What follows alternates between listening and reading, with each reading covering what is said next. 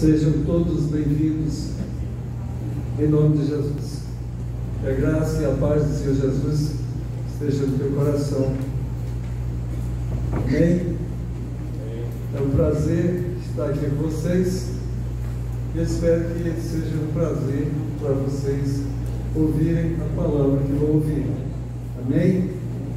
Eu espero que Deus fale ao seu coração, que Deus me use para falar ao seu coração nesta noite.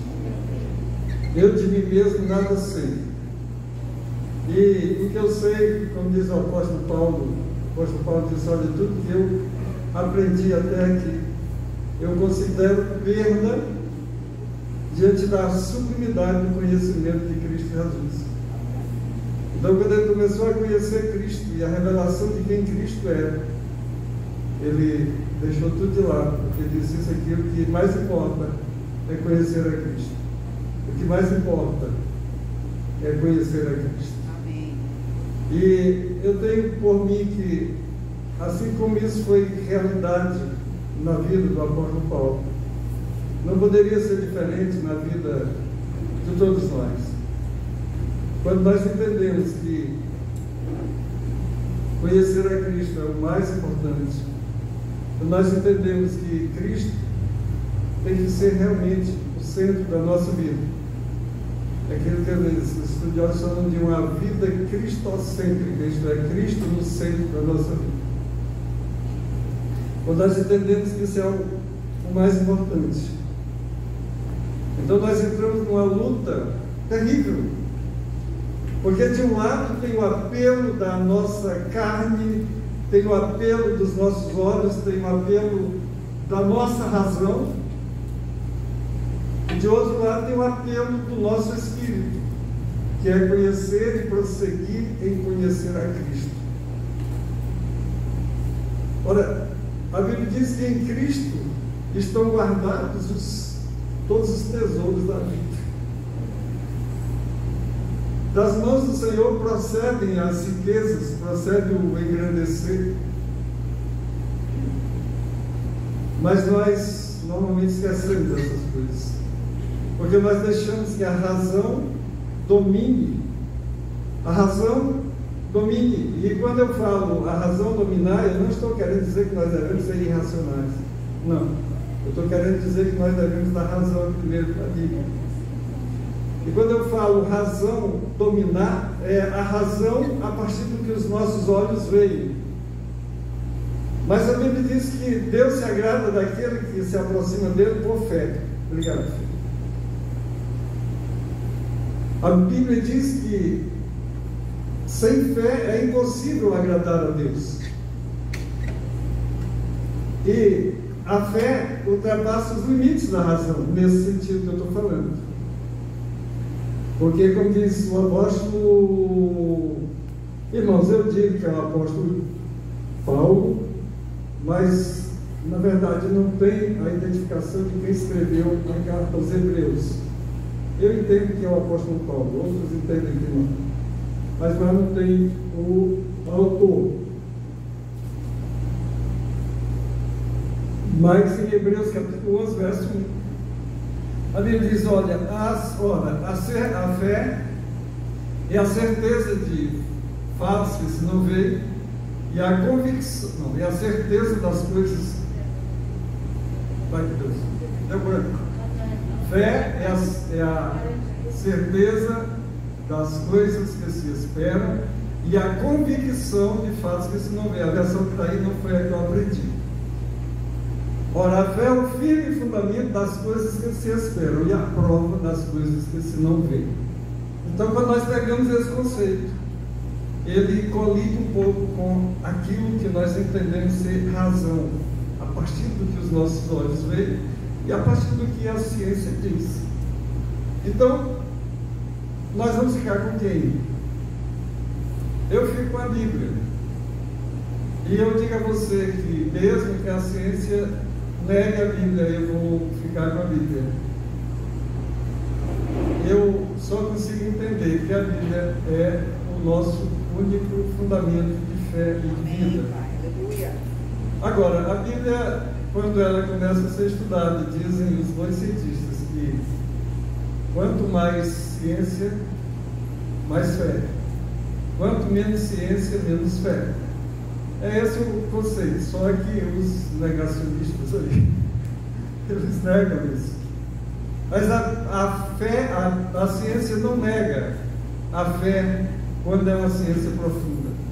Porque a ciência é algo criado por Deus também. E ela não pode negar aquilo que é de Deus. Agora, a pouca ciência nega Deus. Ok, queridos. Mas dito isso, nós vamos em frente, porque hoje nós estamos comemorando o Dia dos Pais. E eu quero falar um pouco para os pais, e para as mães que ficam ao lado dos pais, e para aqueles que são pais dos pais, e aqueles que são filhos dos pais. Eu quero falar para todos vocês a respeito do Dia dos Pais. E eu quero começar falando, chamando a nossa irmã Karen aqui. Ela vai contar o que Deus mostrou para ela. É algo que eu quero que vocês prestem muita atenção. Por quê? Porque há uns tempos atrás uma pessoa chegou para mim e disse: pastor, Deus está levantando a Karen, e a Karen vai ser como que os olhos da igreja. E Deus vai mostrar para Karen coisas que estão acontecendo, que estão para acontecer, e ela vai falar para o Senhor. Mas Deus está levantando a Karen como essa pessoa. Isso já tem aí isso foi eu acho que no último encontro que a gente teve lá na chácara G2. Já tem aí uns 6 anos, mais ou menos, 5 anos no mínimo. E de vez em quando Deus mostra algumas coisas para ela, mas ela tem vergonha de vir aqui na frente. E eu falei para ela que a partir de agora eu não vou mais dar o recado. Porque se Deus falou que ia falar para ela, e Deus está falando, eu acho que ninguém mais vai ter autoridade do que aquela que recebeu de Deus. Eu não recebi, quem recebeu foi ela, né? Então eu disse para ela: a partir de agora você vai lançar fora esse medo e vai vir aqui. Então pode vir aqui, né? Ok?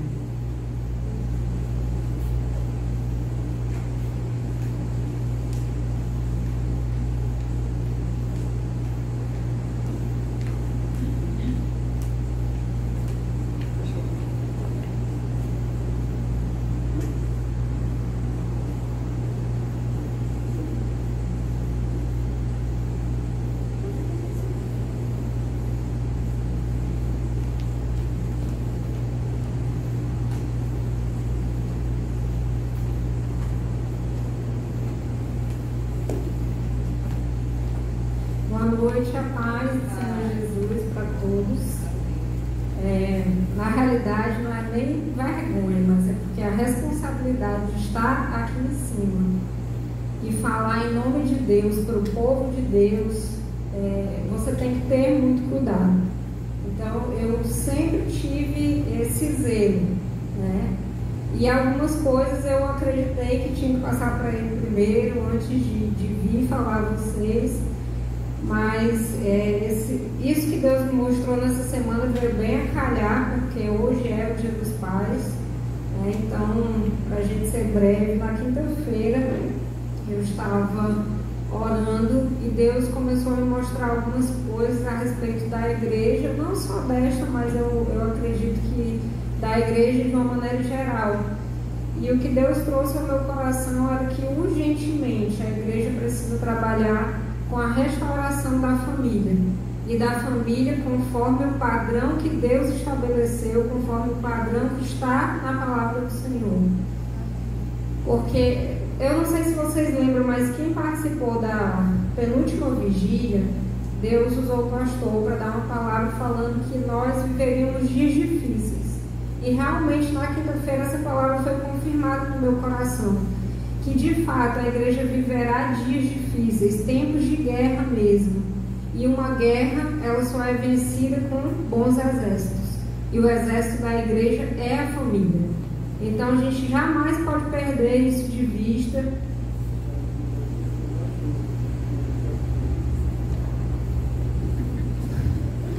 ele quer todos os detalhes. Então, o exército da igreja é a família. Então, ela precisa estar bem estruturada. E o que veio mais forte no meu coração foi isso, que precisava realmente haver um trabalho de restauração, de restituição, de trabalho com a família de uma maneira geral, mas principalmente com os homens, que o lugar dos homens dentro da família precisa ser retomado, restituído, porque o homem é como se fosse o general do seu batalhão, que é o seu núcleo familiar. E mais do que nunca as famílias têm se perdido, nós temos passado tempos difíceis, os nossos valores estão sendo deturpados, e o homem, dentro da sua casa, bem posicionado, ele vai ser aquele que, através do Espírito Santo, é capaz de começar essa restauração. Então, por isso que eu disse que vem bem a calhar nesse momento, né, de ser o Dia dos Pais, mas ainda aqueles que não são pais, né, ainda não são, mas que já são casados, são os sacerdotes da sua casa, que comecem a ocupar esse lugar novamente, porque somente com uma família forte nós poderemos enfrentar o que vai vir, que não será fácil, mas se a gente estiver realmente aí estruturado, firme na palavra do Senhor, andando conforme o que diz aqui na palavra, aí sim, nós seremos capazes de vencer, embora não seja fácil.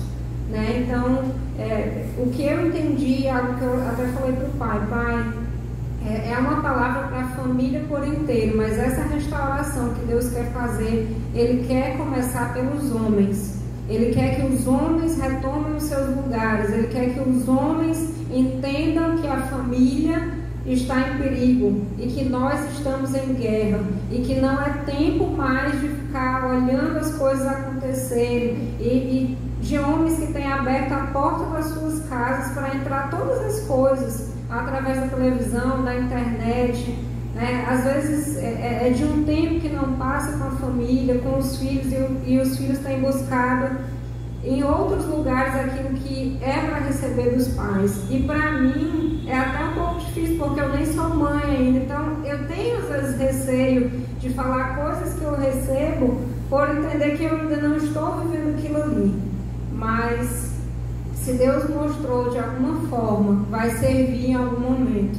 E eu creio que esse tempo chegou de realmente os homens retomarem os seus lugares nas suas casas, e não só financeiramente falando de ser o provedor, porque é isso que mais vem na nossa cabeça quando a gente fala de homens, mas de assumir o seu lugar como cabeça espiritual da sua casa, de se levantar em oração em favor da sua esposa, da sua família e dos seus, e também da igreja.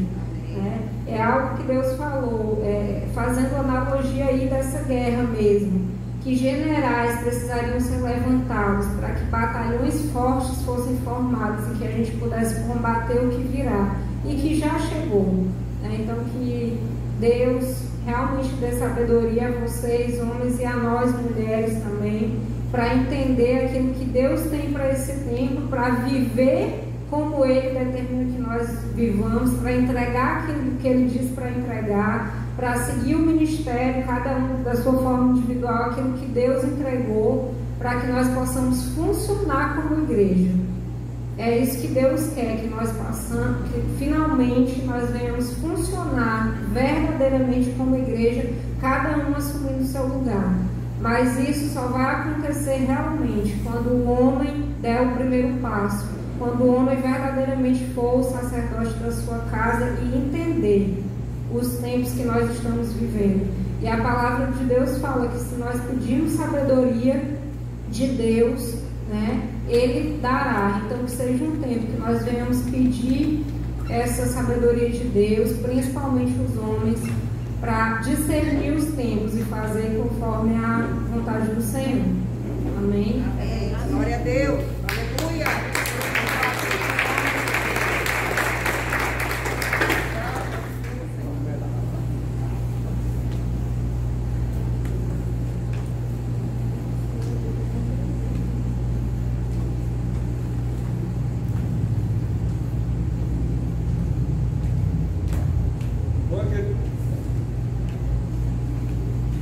Bom, queridos, vocês ouviram aí Tem uma parte que ela não falou que eu vou falar.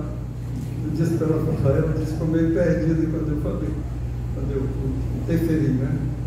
Mas Deus primeiro mandou ela ir para a torre. Ela estava, e Deus vinha falando, vai para a torre. E ela não foi para a torre. E Deus falou, vai para a torre. E ela não foi. Aí Deus falou pela terceira vez, vai para a torre. Aí ela foi para a torre. E quando ela foi para a torre, Deus deu a revelação para ela. Que a torre, ela foi tirar um tempo para ficar de vigia diante de Deus, vigiando para ver o que é que Deus ia mostrar para ela. E assim Deus fez. Queridos, para mim essa mensagem é uma mensagem que é muito forte.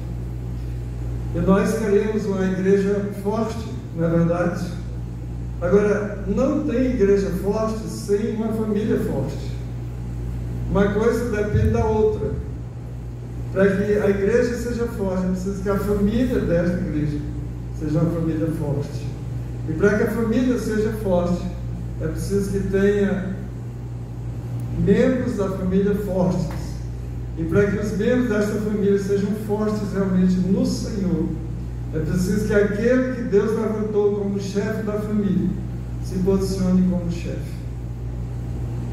O pai se levante e se posicione como pai, como aquele que vai dar a direção, como aquele que é a função do pai, é a função da direção, é a função da confirmação da identidade da pessoa.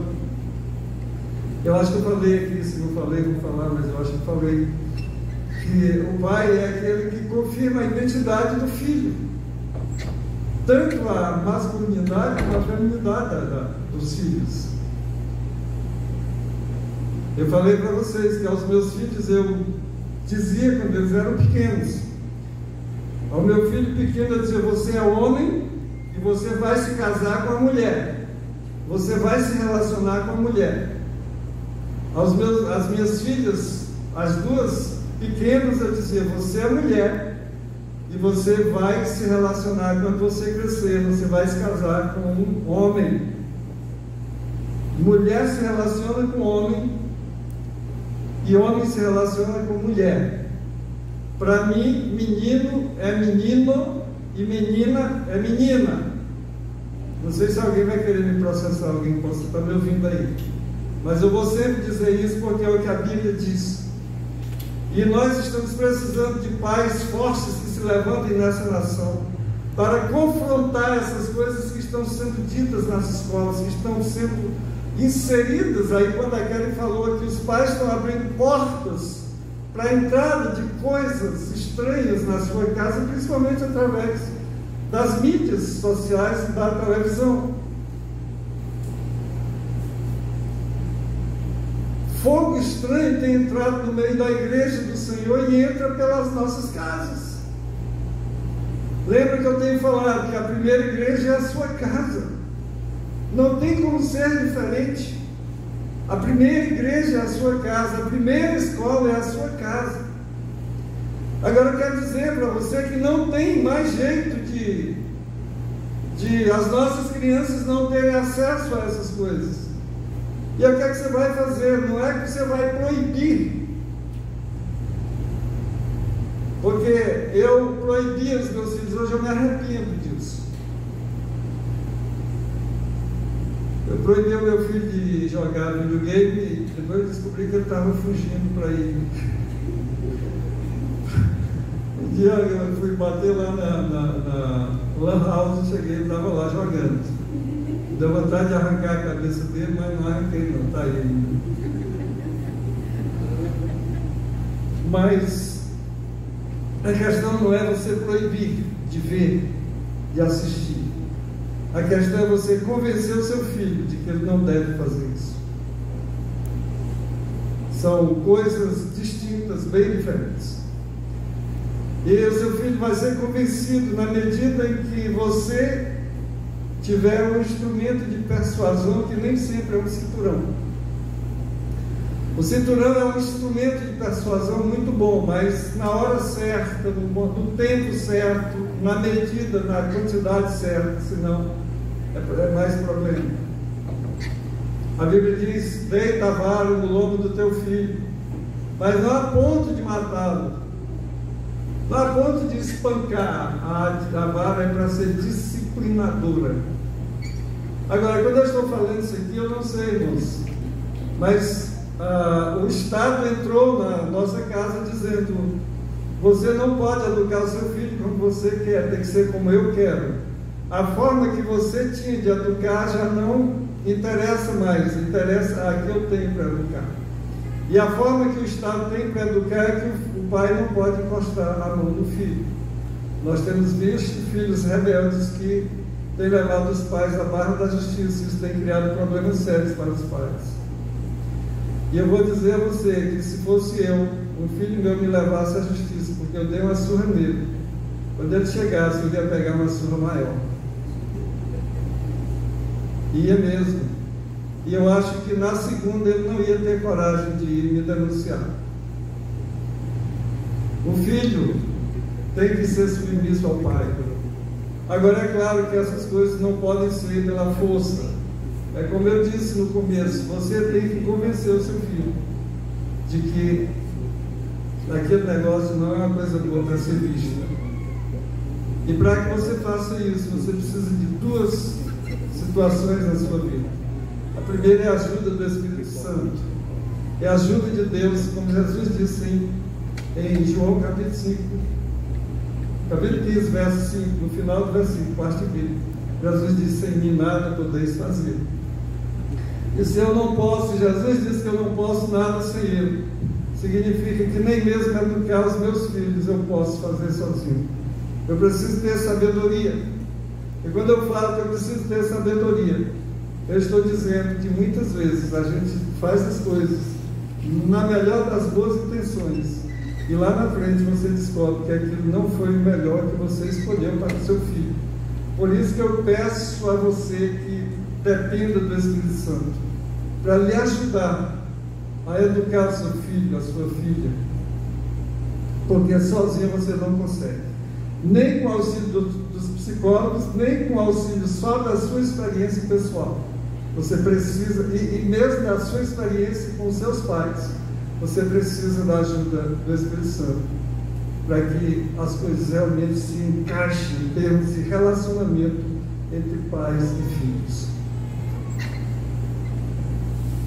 Ok? Então você precisa de uma firmeza, você precisa saber o que é que tem que fazer. E para que isso aconteça, você precisa de Deus. A outra coisa que você precisa é ser firme.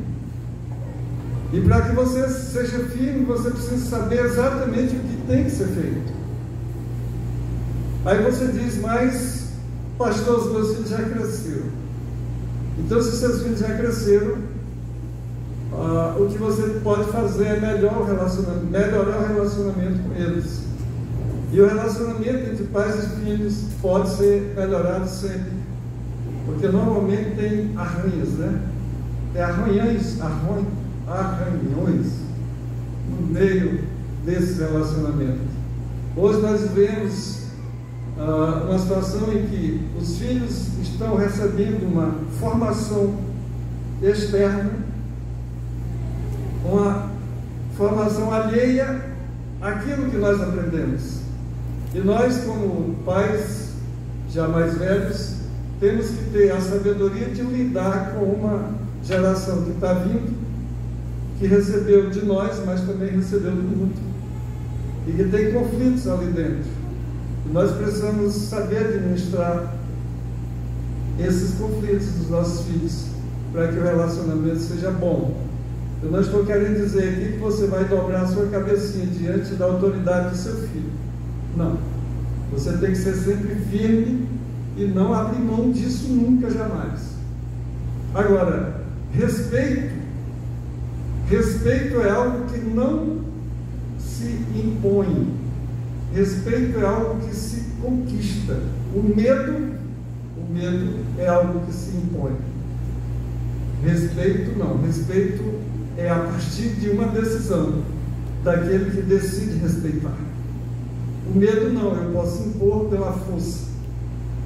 Nós estamos vendo aí um bom exemplo de medo é a questão da máscara que nós temos que usar. Por que nós temos que usar a máscara? Porque a autoridade diz que nós temos que usar e nós temos medo de pegar o coronavírus. Respeito é algo diferente. Ou a autoridade constituída pode determinar que a gente use como está determinado. E para cumprir a lei, você tem que usar. Ok. Mas o respeito é algo diferente. O respeito é algo que parte da outra pessoa. Eu não posso impor respeito à minha esposa com relação a mim e aos meus filhos. Mas eu posso conquistar o respeito deles. Entendeu? Eu posso estabelecer ordens férreas na minha casa e dizer, daqui em diante vai ser assim. Posso. Isso é uma imposição e eles vão ter que obedecer, queiram ou não. Mas não é isso que Deus quer que aconteça. Eu entendo que o relacionamento de um pai com um filho, um pai cristão principalmente, ele tem que ser muito direcionado por aquilo que a Bíblia fala a respeito do nosso relacionamento com Jesus. E quando Jesus fala, quando o apóstolo Paulo fala do relacionamento da igreja com Jesus, ela compara esse relacionamento como se fosse o marido e mulher, escrevendo aos Colossenses, Efésios capítulo, capítulo 3, deixa eu ver, rapidinho. Ele diz, maridos, amem as vossas esposas. E diz, esposos, respeitem seus maridos. E aí, quando nós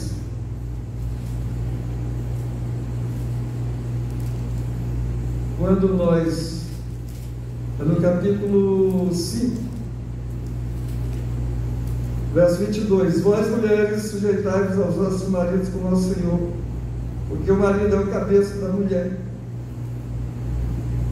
De sorte, no verso 24, de sorte que assim como a igreja está sujeita a Cristo, assim também as mulheres sejam em tudo sujeitas a seus maridos. Vós, maridos, amai vossas mulheres, como também Cristo amou a igreja, e assim mesmo se entregou por ela.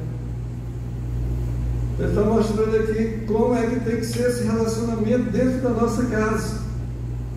Ele vai sempre comparando o relacionamento de Cristo com a igreja, tanto da parte da igreja para com Cristo, como da parte, sendo no caso a mulher, para com o marido, e de Cristo com a igreja, no caso o marido para com a mulher. Aí você diz, mas nós estamos falando de Dia dos Pais, por que você está falando isso, pastor? Porque eu falei que a primeira escola é a sua casa e a primeira igreja é a sua casa. Se você não tem um relacionamento saudável com a sua esposa, você não vai ter um bom relacionamento saudável com os seus filhos.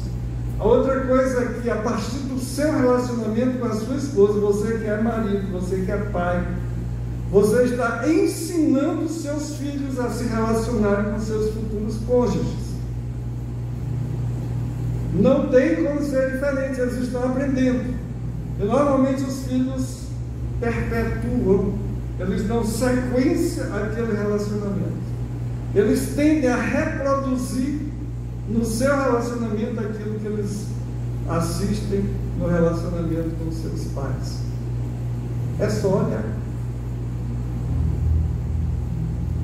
Então o pai que diz assim, filho, você não pode fumar, porque fumar prejudica a saúde, faz mal para a saúde.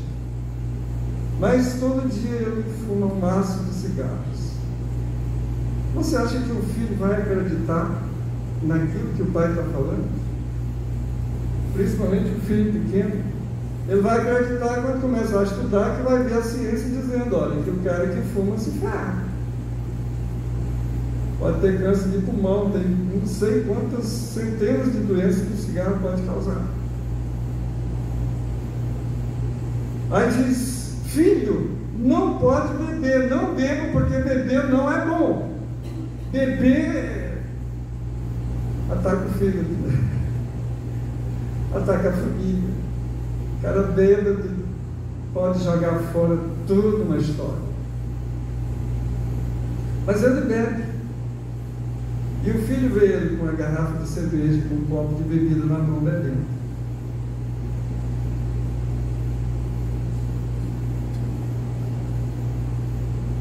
Você acha que é que ele está ensinando? Que não deve beber ou que deve beber?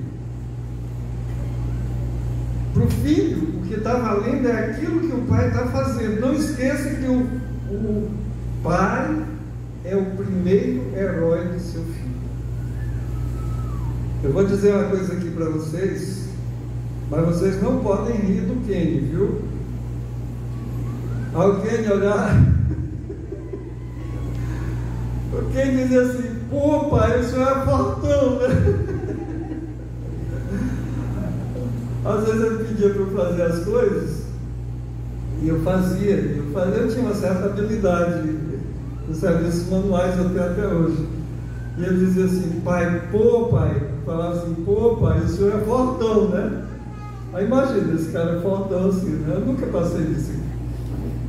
Mas por quê? Porque ele via em mim esse sujeito que ele admirava, que era o herói dele. Mas com o tempo passa e essas, infelizmente, as nossas imperfeições vão quebrando esse herói de cristal que está diante dos nossos filhos. E normalmente o herói não consegue se manter por muito tempo, porque são muitos fracassos nossos diante dos nossos filhos. Agora, o que fazer diante desses fracassos? Lembra que eu falei que sem mim nada podeis fazer, reproduzindo a palavra de Jesus? Então, sem Jesus nós não podemos fazer nada, querido. Nós temos que aprender um negócio chamado humildade. E diante dos nossos filhos, diante da nossa esposa, diante do marido, diante dos irmãos, ter sempre em mente que quando você erra, precisa consertar aquele erro. O problema é que existe um dia desses eu estava falando, eu gosto de rir com essas situações, porque eles dizem assim, pai, mas quando a gente era pequeno, você dizia assim, se eu disser que pau é pedra. Vocês já ouviram isso?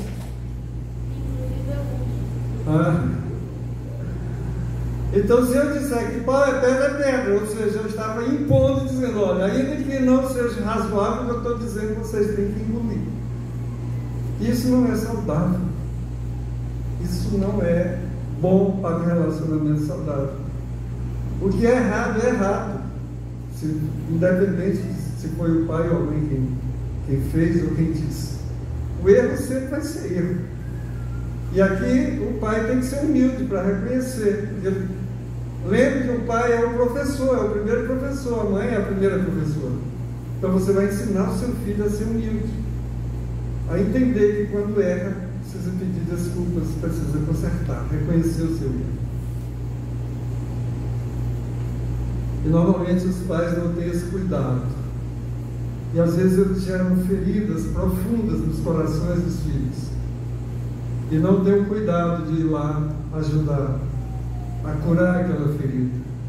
E essas feridas vão ficando e vão acompanhando esse filho e vão sangrando o coração dele vida fora. E normalmente quando ele se casa, a ferida vai para dentro do casamento. E aí começa um novo ciclo de ferimentos e feridas, e pessoas feridas se relacionando dentro de um relacionamento ferido. O que fazer? Jesus é o médico dos médicos. E Jesus é o médico dos médicos não apenas no ponto de vista da enfermidade física, da doença em si, Mas Jesus é o médico dos médicos no tratamento de relacionamentos familiares. Não tem ninguém melhor do que Ele para nos curar dessas feridas. E quando o pai, quando o marido é humilde para reconhecer o seu erro e pedir perdão à sua esposa e aos seus filhos, ele como cabeça ensinando essas coisas, ele está dando grandes passos para que a sua família seja uma família equilibrada, uma família sarada. Amém? Quando nós olhamos para o Dia dos Pais, vem em mente duas coisas: eu como pai e eu como filho. E aqui nós precisamos fazer uma reflexão a respeito da nossa vida nessas duas posições.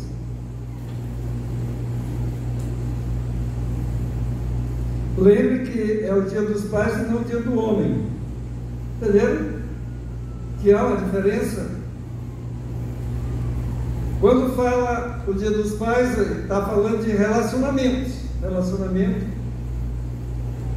nesse nível que eu estou falando aqui. Marido, esposa, esposa, marido. Pai, filho, filho, pai.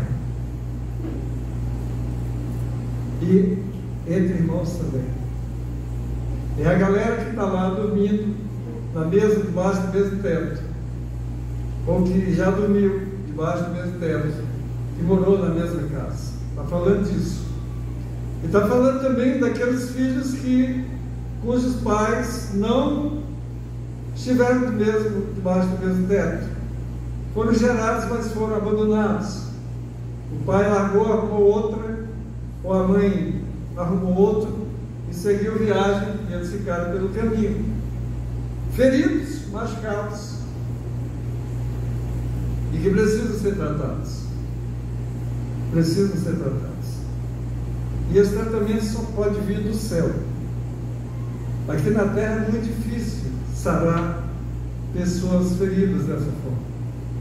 A ferida que um pai causa ao abandonar o seu filho é uma ferida tão profunda que nós, que não fomos abandonados, não podemos compreender.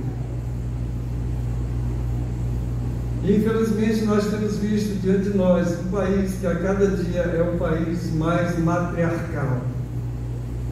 O que é isso? Quando nós olhamos para a cultura judaico-cristã, mas na linha do catolicismo, nós vemos que há no Brasil uma padroeira.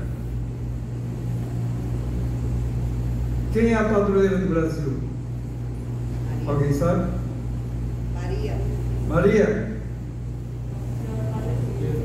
Maria Aparecida. É a chamada Senhora Aparecida. Mas por que ela é padroeira e não madroeira? Já pararam para pensar? Que ela é madre e não padre. Por que é padre se ela é mulher? Aí os estudiosos da língua portuguesa me ajudam. Um dia desse eu estava pensando nisso. Por que Maria é chamada de padroeira e não de madroeira? Eu não sei se tem esse termo aí, mas eu estou só aqui com os meus botões. Mas o padre eu sei que é pai em latim, é isso que estudiosos da língua portuguesa viram. É isso. Padre é pai em latim. Eu acho que madre deve ser a mesma coisa.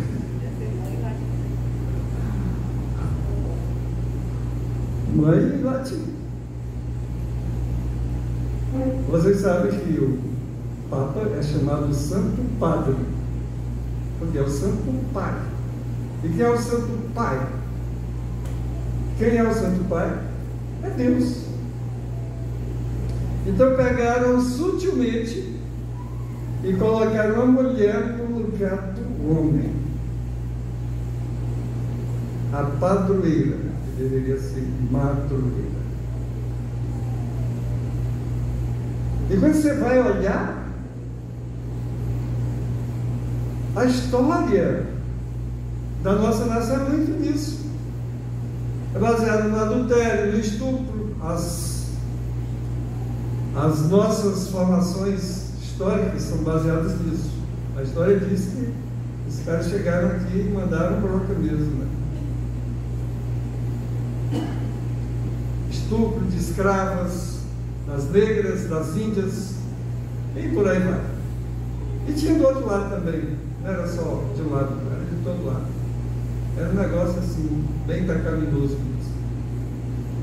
Então isso vai se arrastando, essa vida de corrupção relacional.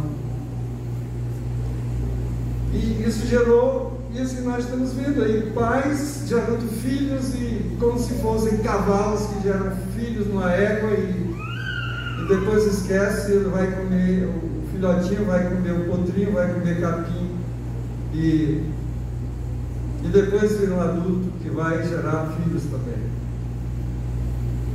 Infelizmente nós estamos vendo o ser humano animalizado.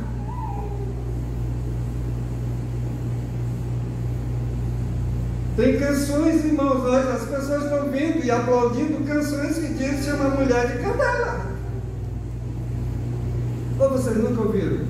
Eu não sou ouvinte de músicas seculares mais, eu não acostei muito, mas o meu tempo passou. Hoje normalmente eu ouço, só se eu for passando, ou às vezes o rádio está ligado lá no carro. Mas um dia desse eu liguei o rádio, e quando eu liguei o rádio, que fui antes de mudar de faixa, estava passando uma música que o sujeito estava chamando a mulher de cadela.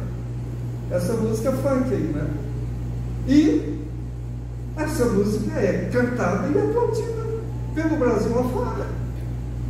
E as feministas não se levantam contra isso.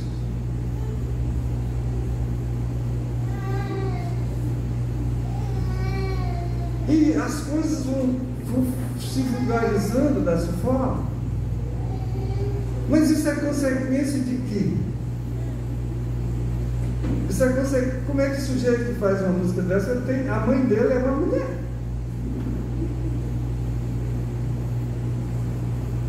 A irmã dele é uma mulher. E ela chama as mulheres de cadela.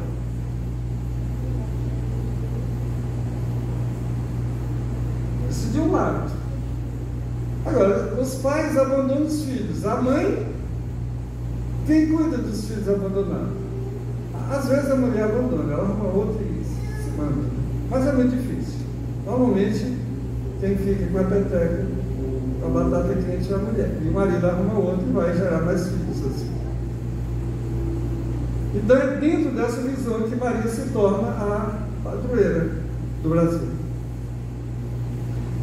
E é dentro dessa cultura que nós vivemos uma geração de pais, de filhos sem pais, que vão gerar filhos sem pais. Uma geração de filhos sem pais que se tornam pais que geram filhos sem pais. O resultado é tudo isso que nós estamos vendo. Então, quando Deus levanta alguém na igreja e diz: olha, os homens precisam assumir o seu lugar, Deus está querendo alertar a igreja exatamente para isso, porque nós como homens estamos olhando para isso e dizendo: tudo isso é normal, essas coisas são normais, vai acontecer mesmo, deixa acontecer. O problema, meu irmão, é que começa a acontecer lá fora, mas o seu filho vai lá para fora. O nosso filho vai lá para fora, netos vão lá para fora, eles vão estudar na escola. E é lá que o diabo está esperando. Eles conseguiram chegar na escola. Essas doutrinas demoníacas, nascidas no coração do inferno, e chegadas através de mentes pecaminosas, mentes ateias, mentes revoltadas contra Deus, estão chegando na escola e dizendo: olha, você nasceu com um pintinho, com um pênis. Mas isso é só uma realidade que não é realidade. Você nasceu com a vagina, mas não necessariamente deveria ser uma vagina, porque você pode até ser homem no corpo de homem, mas você também pode ser uma mulher no corpo de homem, ou pode ser um homem no corpo de mulher.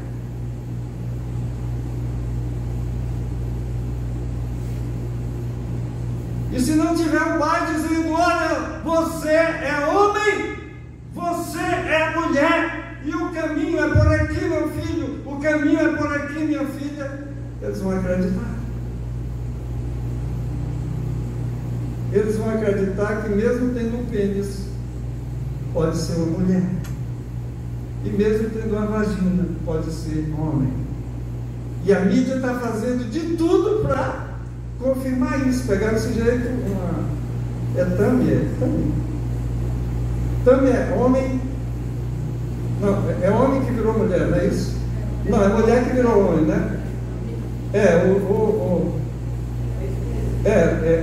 mulher que virou homem. E olha a loucura que esse povo está fazendo. Ele foi considerado o homem mais sexy do Brasil, não foi isso? Foi, gente? A mulher que virou homem foi considerado o homem mais sexy. Pai do ano. O pai do ano também. Aí saiu, né? Enfim. E o Pablo Vittar, que é homem, e foi considerada a mulher mais sexy do Brasil. Entendam isso. A gente olha e diz: isso é brincadeira. Mas não é brincadeira, isso é sério. Isso é sério, gente. Isso é de uma seriedade além daquilo que nós estamos imaginando. Porque essas coisas estão sendo incutidas. Antes era só rateiramente, agora descaradamente na cabeça das crianças. Todo dia de manhã eu estou orando pelas nossas crianças. Há um investimento pesado das trevas para conquistar o coração dos nossos filhos. Eu não sei se alguém postou no grupo da igreja, mas eu vi um vídeo em que o movimento gay americano, eles fizeram uma música. Eles gravaram uma música e dizendo assim: nós vamos conseguir conquistar o coração dos seus filhos, e vocês vão se converter a nós através do coração dos filhos de vocês. É isso que a música diz. Por que Deus está chamando, está orientando para que se levante homens fortes, pais fortes, generais? Por causa dessas coisas. Se a igreja não se reposicionar, quando eu falo igreja, a igreja não é esse templo, a igreja é você e eu. Não se reposicionar. E eu não estou aqui em nenhum momento dizendo que o reposicionamento é a gente pegar os nossos carros e ir para a rua protestar. Isso deve até ser feito sim também. Mas o que tem maior eficácia é você estabelecer um novo tipo de relacionamento com seus filhos. Um relacionamento em que você vai tirar tempo para ficar com seus filhos. Em que você vai verdadeiramente ensinar aos seus filhos o caminho por onde ele deve andar. A Bíblia diz, irmãos, eu não lembro, mas eu acho que é Provérbios 24 ou 23, 22:6. Ainda bem que tem alguém que lê a Bíblia.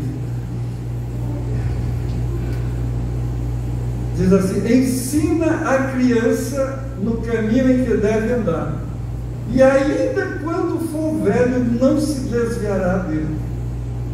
Opa, a Bíblia está falando algo muito importante aqui.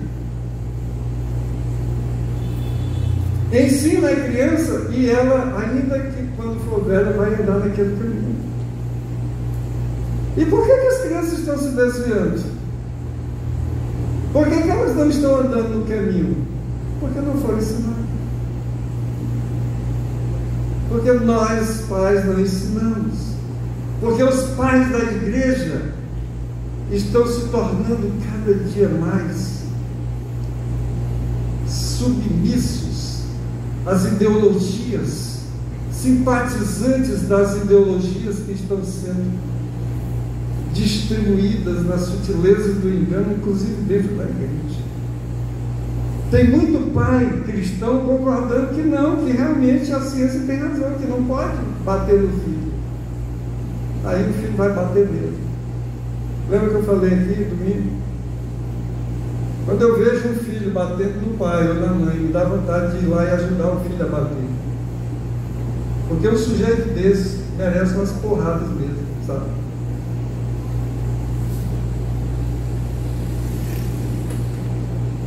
É claro que a criança ela vai testando. Eu não estou dizendo para você arrancar a cabeça da criança no primeiro tapa que ela lhe der. No primeiro tapa você bate na mãozinha dela e diz, não pode.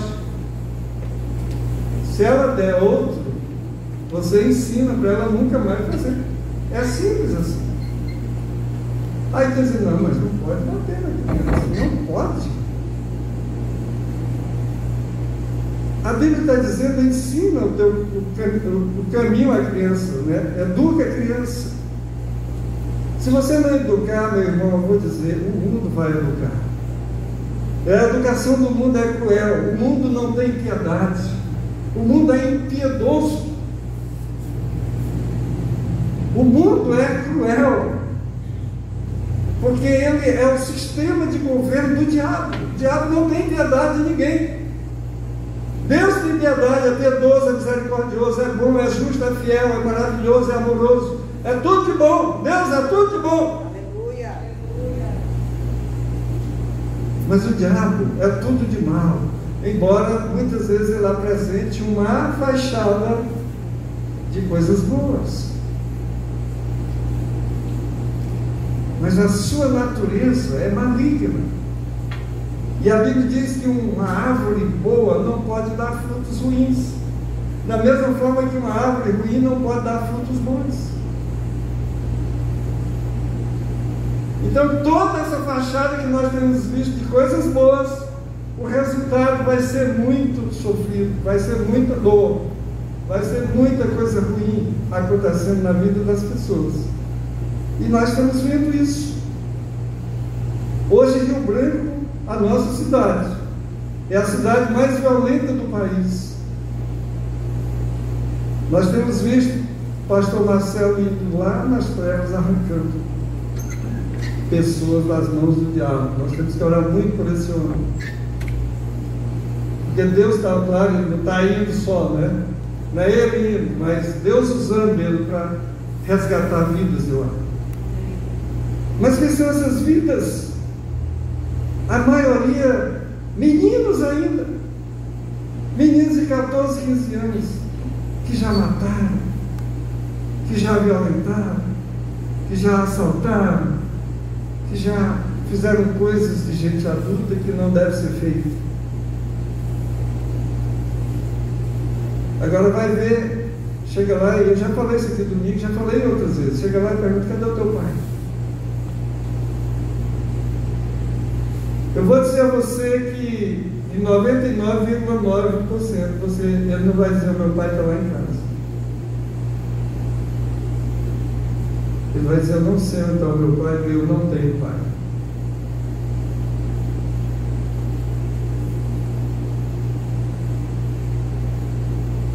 Então isso é uma lição para nós.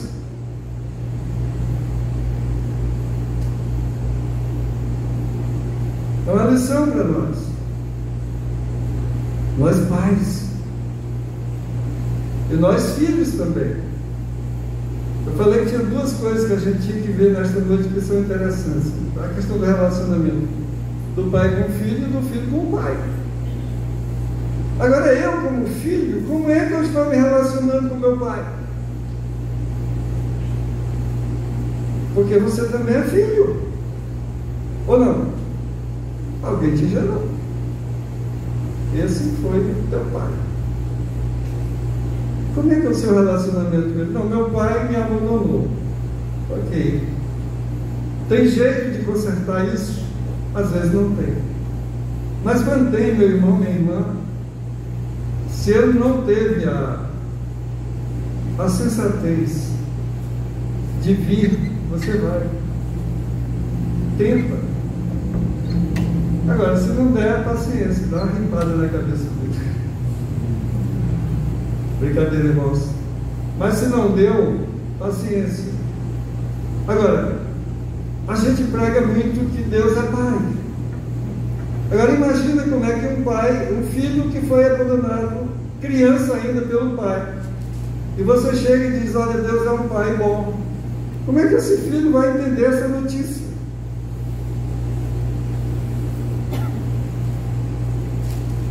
Porque o referencial de pai que ele tem, eu tenho a impressão que se os meus filhos, se alguém chegar para os meus filhos e disser assim, olha, Deus é bom, é um pai que amou. Eu tenho uma certa impressão, não sei se eu estou certo, mas que eles vão ter uma noção do que está sendo falado para eles. Agora, tem gente que não tem noção disso.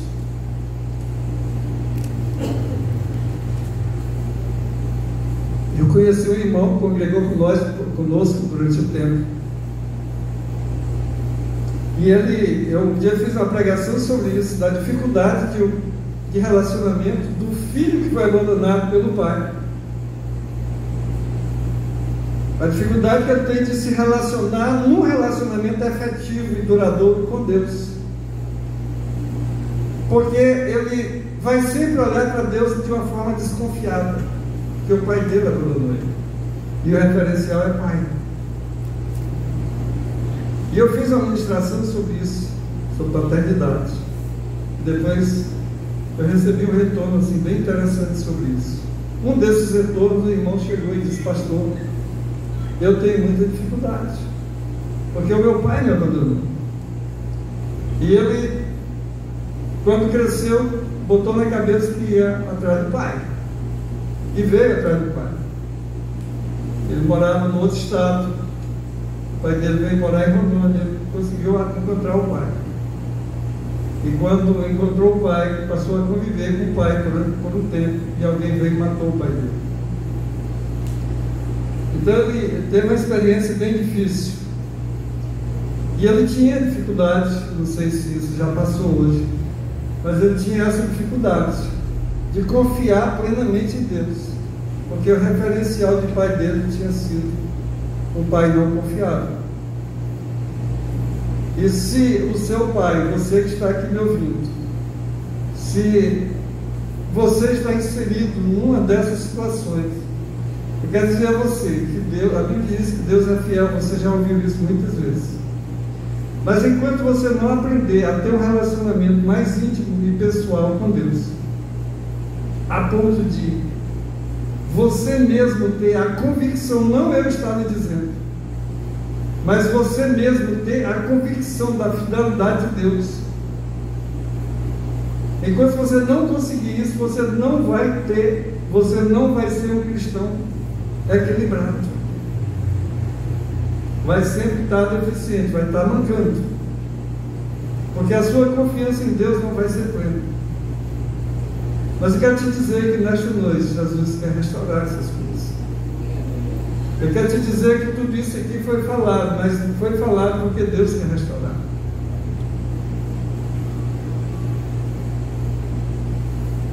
Eu quero dizer a você que eu não fui abandonado pelo meu pai, mas os meus irmãos foram abandonados pelo meu pai, os mais novos. E eu sei, vejo até hoje, eles são cristãos, mas ainda vejo neles marcas disso. E hoje nós acabamos de sair da casa do nosso pai mora com outra mulher. Mas acabamos de sair de lá, fui em casa do meu mãe e vim para cá. Os outros também. Temos um relacionamento bom com o nosso pai, graças a Deus. Mas isso porque Jesus entrou na nossa vida, restaurou a nossa sorte. Não fosse Jesus, eu não sei o que seria da nossa família. Hoje nós temos uma família razoavelmente equilibrada, graças a Deus por isso. Mas quando Jesus chegou, a nossa família estava quebrada. Meu pai com outra, minha mãe com outro, parte dos irmãos nem num e nem outro. Outros, eu já estava aqui em Rio Branco, depois as minhas irmãs mais velhas vieram, os pequenos ficaram com meu pai, foi uma coisa louca. Mas Jesus foi trazendo tudo de volta. Jesus foi restaurando a nossa sorte. E na medida que nós fomos deixando ele lembrar, na medida que nós fomos entendendo que Jesus precisava reinar em nossa vida, ele foi restaurando o nosso relacionamento. Então hoje não é um relacionamento perfeito, mas é um relacionamento bastante agradável. Eu tenho o maior prazer de estar com os meus irmãos, todos os meus irmãos, com todas as minhas irmãs, com os meus sobrinhos, com a minha mãe, com o meu pai. Eu tenho prazer de estar com eles, assim como eu tenho prazer de estar com a minha esposa, com os meus filhos, estar na minha casa. Uma das coisas que eu mais gosto de fazer é ficar em casa. A minha esposa não gosta muito disso não, porque ela gosta de viajar, e a gente já tem muitos anos aí que não viaja, né? Coitada da minha esposa. Mas nós temos um bom relacionamento, porque Jesus entrou na nossa vida. Queridos, sem Jesus, quando Jesus disse: sem mim nada podeis fazer, não tem jeito. Não adianta você querer ser cabeça dura e dizer: não, comigo vai, a gente vai dar um jeito, mas vai dar certo. Não vai dar certo. Só vai dar certo se você disser: com Jesus nós vamos dar um jeito, e vai dar certo, e vai funcionar, e vai. Mas na força do seu braço não vai funcionar. Você vai ser um filho rebelde, você vai ser um filho que vai contrariar os seus pais. Você vai ser um pai fracassado diante dos seus filhos. Agora, quando Jesus chega e você começa a dar plena liberdade a ele, de ir mudando, tratando o seu coração, o seu relacionamento com os seus filhos, com os seus pais, vão sendo melhorados a cada dia. Vai melhorar até chegar um ponto em que você vai ter a coragem e a ousadia de olhar nos olhos do seu filho e dizer: filho, eu te amo. Vai olhar nos olhos do seu pai e dizer: pai, eu te amo. Olhar nos olhos da sua mãe e dizer: mãe, eu te amo. Olhar nos olhos do seu irmão, da sua irmã e dizer: eu te amo. Sem nenhuma dificuldade, sem nenhum constrangimento, sem nenhum impedimento aqui dentro do coração. Jesus tem que reinar na sua vida, na minha vida, para que isso seja realidade. Porque mesmo ele reinando, queridos, às vezes a gente ainda tem perrengues. Mesmo Jesus reinando na nossa vida, a gente ainda tem levante um contra o outro, porque nós somos carne. Às vezes a minha esposa se insurge contra mim, eu contra ela, contra os meus filhos. Meus filhos às vezes se levam falando grosso para cima de mim.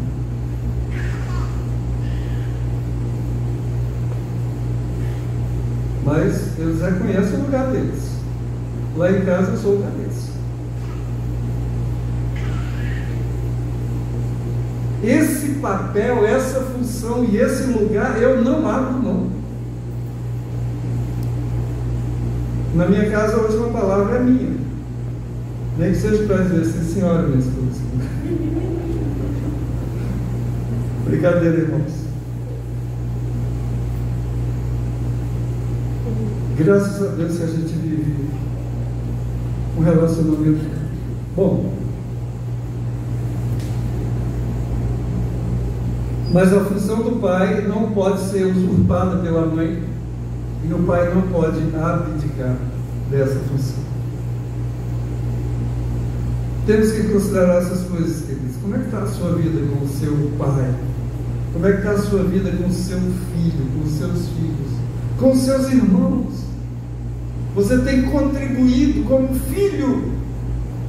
Você tem contribuído para a restauração do relacionamento da sua família? Ou você tem sido um espinho dentro desse relacionamento. Para que a família seja equilibrada, nós precisamos de Jesus e precisamos de bom senso.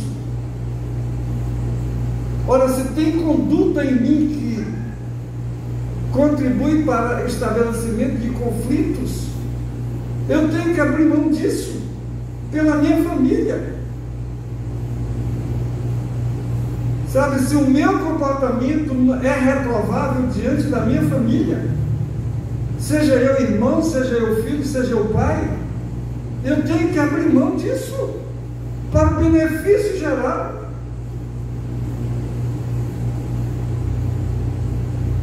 Mas tem gente que não abre mão, é grosso, é bruto e não abre mão disso.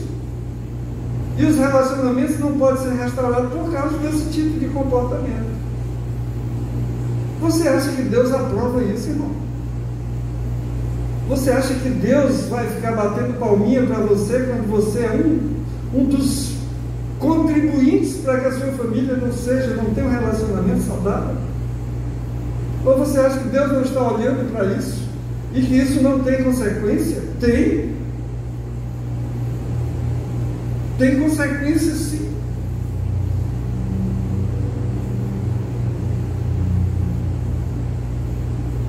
Maridos infiéis diz: não, eu traio a minha esposa, mas eu sou um bom pai. Não, você é um panaca. Um bom pai que trai a esposa? Como é que é isso? Está levando demônios para dentro de casa que vão atacar os seus filhos, e é um bom pai? Não, eu sou uma boa esposa, mas não traio meu marido, dou umas puladinhas ali. Né? Não é. E quando eu estou falando de infidelidade, irmão, não estou falando só de infidelidade entre marido e mulher, não. Você acha que você é filha e seu pai, a sua mãe deixa você ir para a casa da sua colega, da sua amiga?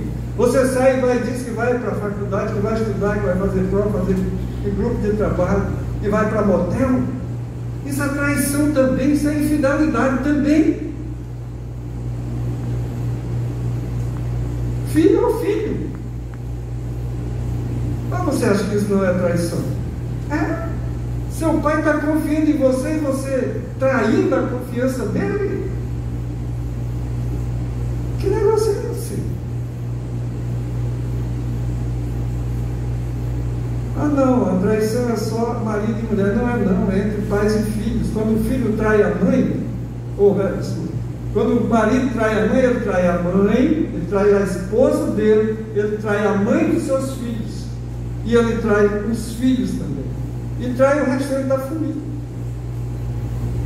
Não é simples assim. Da mesma forma a esposa.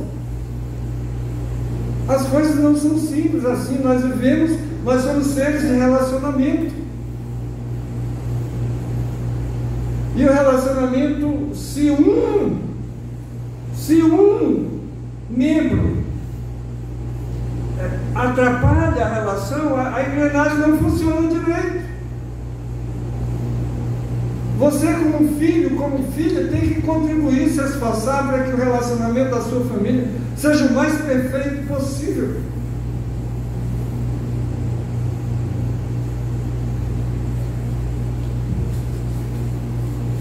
Não, tem uns cristãos. Eu nasci assim. Eu sou assim. Dá vontade de pegar um machado e abrir essa cabeça e colocar a Bíblia lá dentro. Você nasceu assim? Foi? Não nasceu assim, não. Você nasceu puro.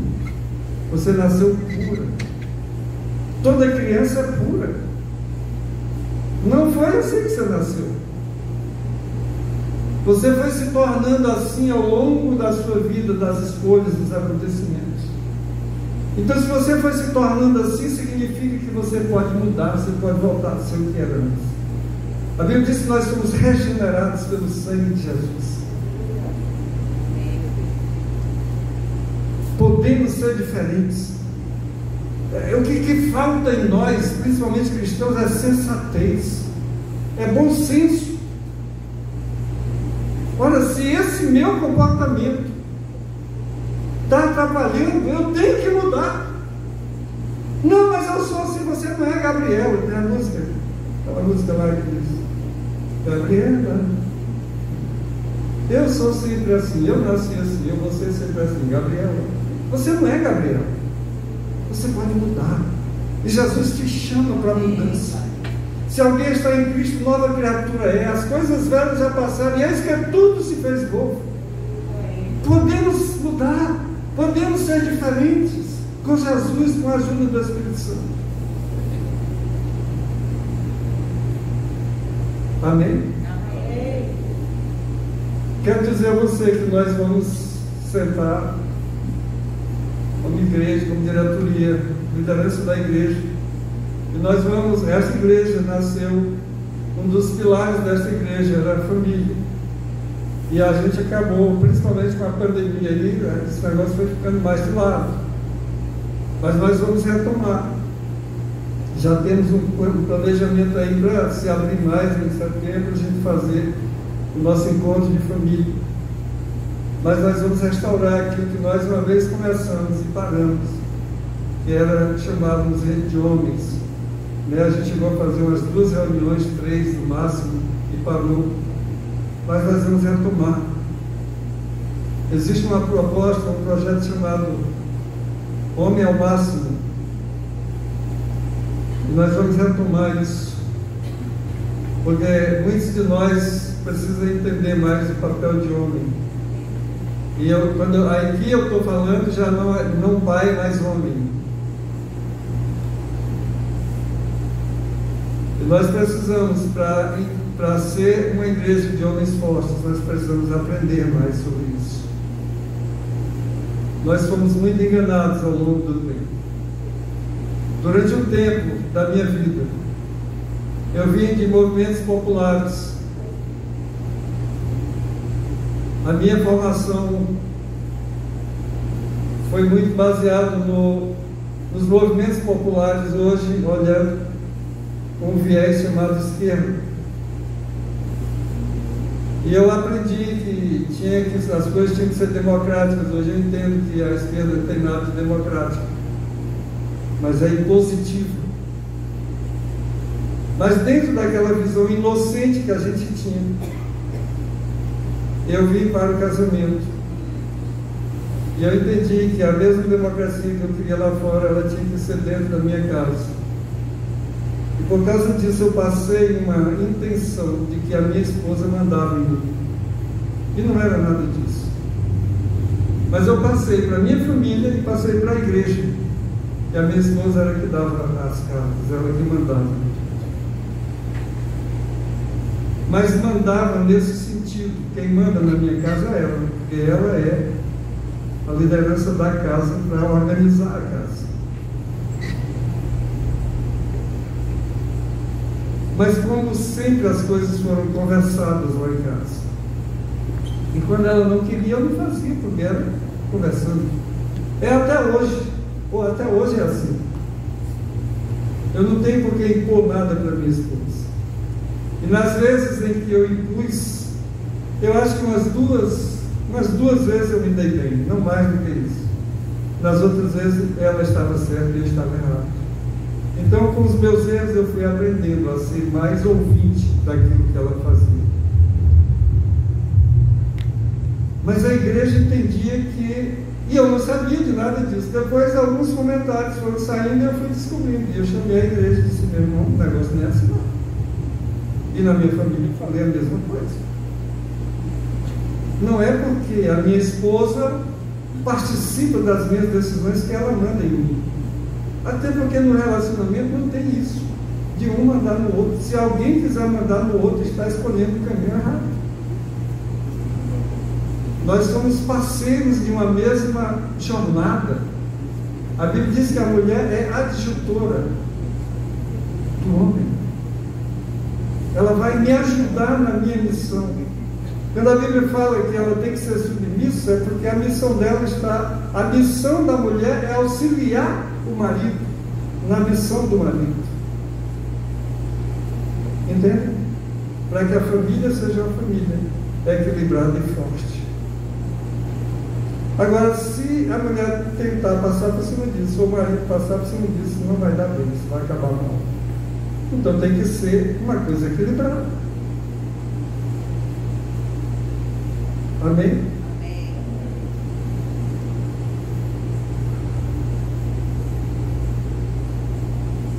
Agora, repito, sem Jesus, nada disso que eu falei aqui funciona. Com Jesus, tudo funciona e tudo pode mudar. Amém? Vamos ficar em pé.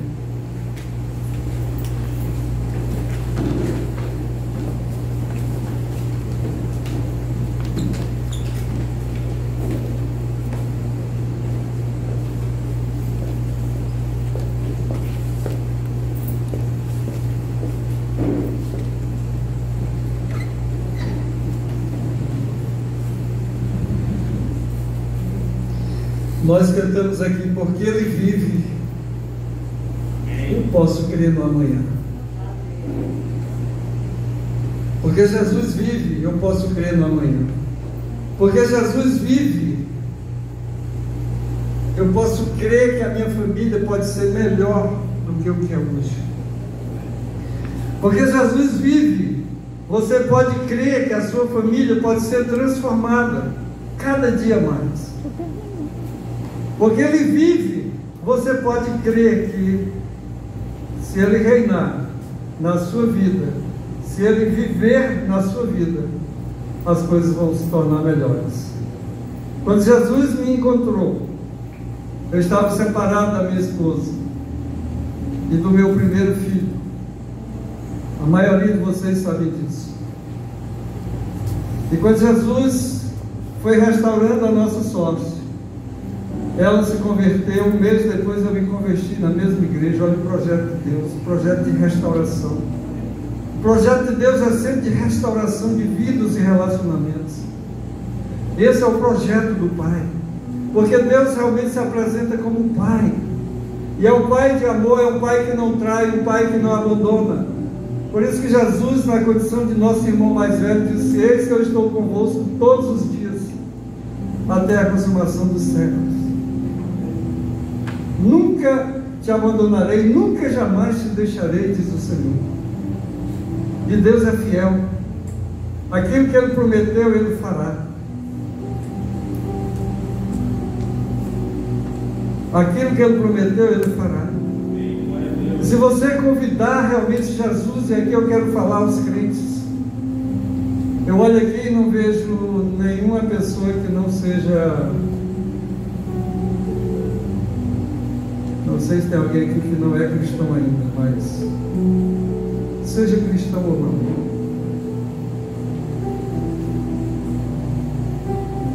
eu estou falando que se Jesus fizer parte da sua vida, a sua família vai ser melhor, seja você crente há 1000 anos ou tenha se convertido hoje.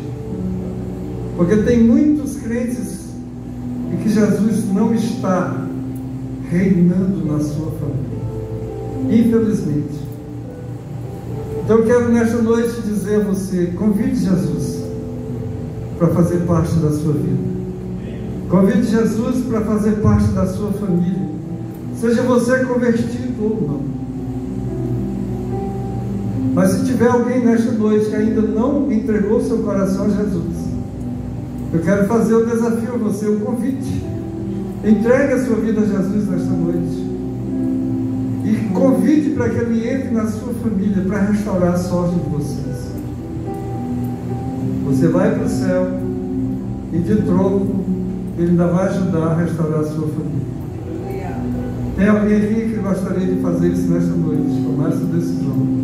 Levante seu braço, sua mão, eu vou orar com você. Tem alguém?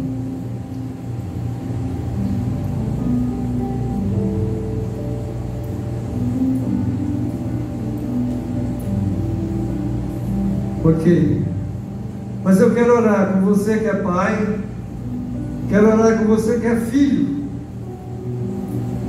Como se se trata de pais, de homens, eu quero chamar os homens todos que estão aqui. Seja pai, seja filho, de vocês venham aqui na frente, eu vou orar por vocês. Faça aqui uma fila. Eu quero orar por vocês. Podem vir todos. Faça uma fila aqui. Procure manter a distância, se possível. Vai ficar pesado. Estão de máscara, né?